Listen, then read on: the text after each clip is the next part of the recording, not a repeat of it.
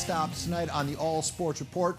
Both are coming your way in the 6 o'clock hour. We'll talk about both. But first, right now, I want to introduce Coach Michael Adkins, the Olympian track and field coach, who braved the traffic to be here for a very important topic. Coach, thanks for making KUSI a stop tonight.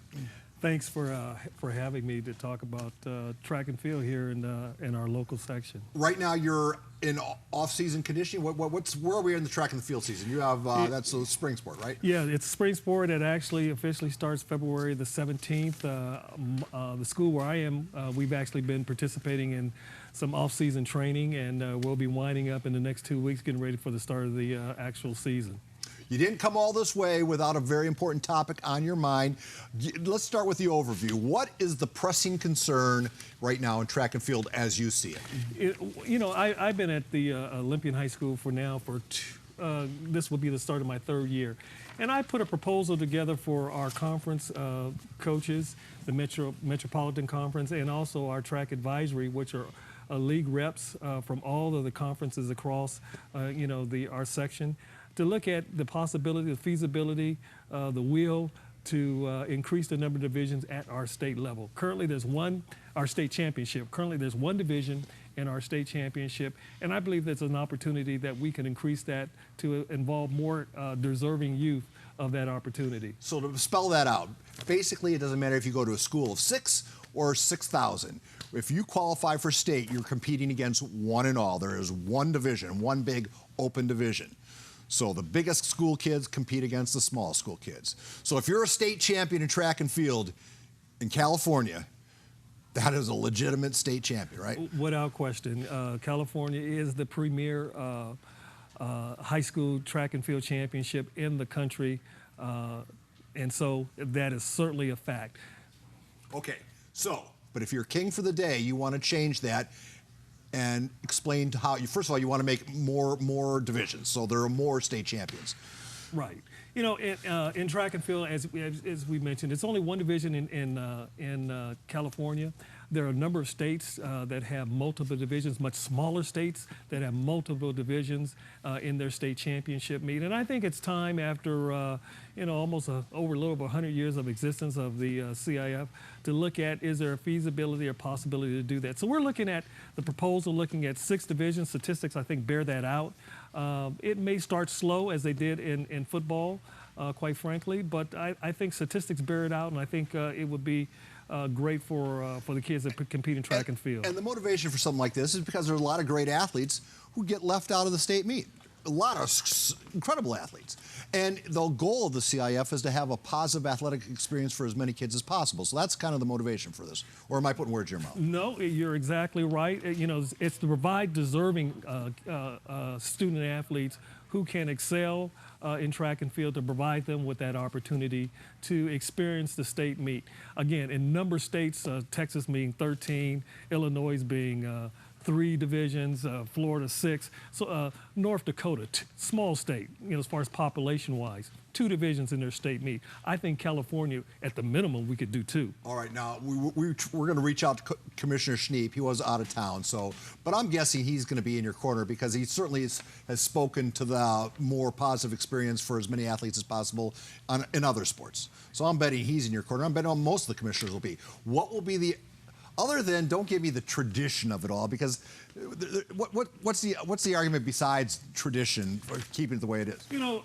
There are a number of pitfalls that need to be overcome. Certainly the financial implications. It seems like it always comes to money, but the financial implications, the logistics of how to stage the championships, where to stage them. In other states that have multiple divisions, they sometimes have them in different locations. We typically, of course, we have 1 division. We have it in 1.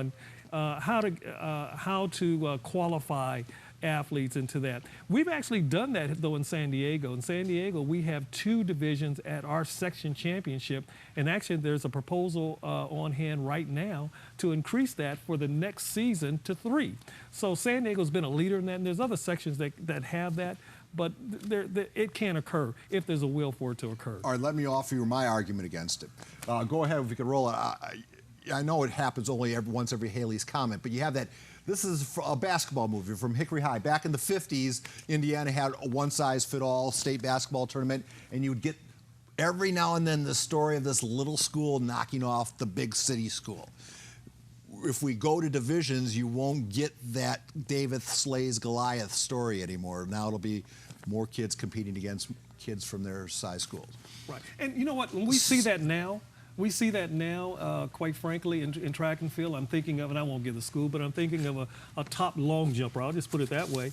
A female, I believe she's a junior this year, from a very small school. It's actually a charter school. She slays and knocks out giants at the Division I, Division II. Actually, she's Division II. So that happens now. So in but track and field. At the state level, we won't get to see her against the very other best kids in her. That's a possibility, and that's one of the things that we're looking at to see how we can still have competitiveness at the state level. And so that's a real concern, but I think it's a concern that can be overcome. And I think there's plenty of examples out there that can prove and show that that's. Well, while it is a concern, it's not. It shouldn't be an overriding issue. I'm going to make this prediction: you're going to win this. This is going to happen. But like all bureaucracies, the wheel moves very slowly. What do you think? It's 2, 3, 4 years out. This is about a minimum of 3, probably 5 years process. It will take that time to work out all of the logistical things that need to be worked out for that to occur. So I'm under no false illusion that it's going to happen tomorrow, but the conversation is right to start it now, or to begin or to renew the conversation. And so I believe that it's going to occur. If I'm still working in when it happens, we'll have it back, and we'll have a bottle of champagne right here.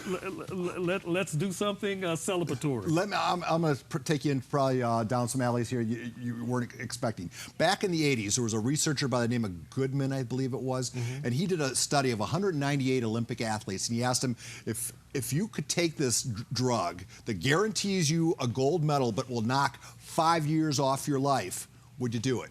More than half said, yeah, they wanted the medal so bad that they'd take 5 years off their life. Has that changed? That was the 80s, so now it's how many years later?